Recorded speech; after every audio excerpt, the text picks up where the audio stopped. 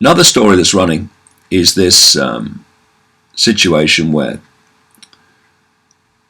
thousands and thousands of migrants are moving towards the southern American border with the aim of getting into America. And the numbers have grown as this, quote, caravan has moved. And again, you can see the agenda. George Soros and his open society networks are absolutely at the center of the manipulation of the migrant crisis. Talked about that in detail in the last book, Everything You Need to Know But Have Never Been Told, and it's becoming more and more obvious. I'll come to another story in a second about that. And so the idea is to basically bring down the border between America and the South, and just have this a massive influx of people unchecked. And what you have again is the same situation where the Sorosization of the media, your MSNBC, your CNN, etc., are pushing the fact that these people are just poor and mothers with children. And that was what was pushed the great movement of migrants into Europe. But of course, that's not true. You wouldn't expect it to be true if MSNBC and CNN are telling you.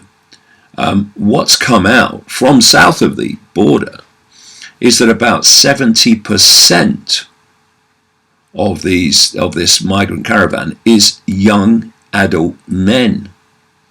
Now, interestingly, that's about the same as migrants coming into Europe in terms of the percentage of young adult men. This is not about protecting migrants and taking in refugees. It's not. I'm all for supporting genuine refugees. All for it. But that's not what's happening. But the word refugees is being used again and again, particularly in relation to Europe,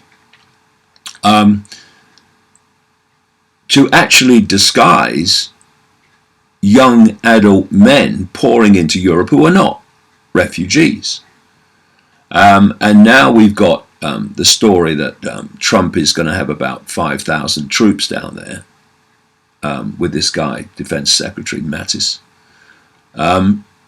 to stop them coming into America. So that's a big confrontation that is on the way things are now. But that's what's happening. This is about using people to advance an agenda. And the migrants are just being used just like others are used for other agendas. And at the same time,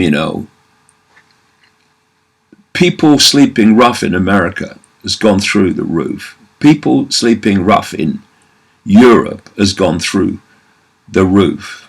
And we've had the story today, as I record this, record number of people sleeping rough in London. A record number of people are sleeping rough in London, with charities reporting a spike in street homelessness. Figures show 3,103 people were found sleeping rough in the capital between July and September 2018, the first time the total has exceeded 3,000 in a 3-month period. Charities attributed the surge to a lack of affordable housing. And what you have is this progressive mentality, which calls itself liberal, that's shouting on about homelessness and build more homes. There's not enough homes. There's not enough healthcare places. There's not enough jobs. While at the same time saying open the borders. And the common denominator between all those things and the incredible contradiction of open the borders, is virtue signaling. Look how good I am, look how nice I am, I'm a lovely person, I'm against homelessness, and I'm against people not having healthcare, and I'm against people not having jobs, and I'm against not letting people in untold numbers through the border. Look, I'm a nice person. So being a nice person, or being projected as one, idiocy really, is more important and is the only criteria for what people say with this mentality. When actually, of course, opening the borders and wanting to end homelessness, wanting to sort out the healthcare crisis and have more jobs for people is completely contradictory. But it's not in the minds of these people because they're only interested in virtue signaling. There's no substance because that's been programmed out of them. Now, I'm coming to this other story. I just found it now, which came up in the last 24 hours, talking about this whole migrant crisis. Now, like I say in the last book, I went into some detail about how Soros and these networks were fueling this migrant crisis with an agenda of transforming Europe and transforming the United States. All these attacks on white people and white men in this reverse racism that's going on, that's all part of this whole agenda. Anyway, this is the story that's come out. Leaked documents prove Soros's Open Society is working with UN in supporting current illegal migrant crisis. The United Nations admitted on Sunday that they are assisting the illegal immigrants in caravans from Central America making their way to the US southern border. The UN admitted in today's news article that they have mobilized extra staff and resources to assist the illegal immigrants in the caravans.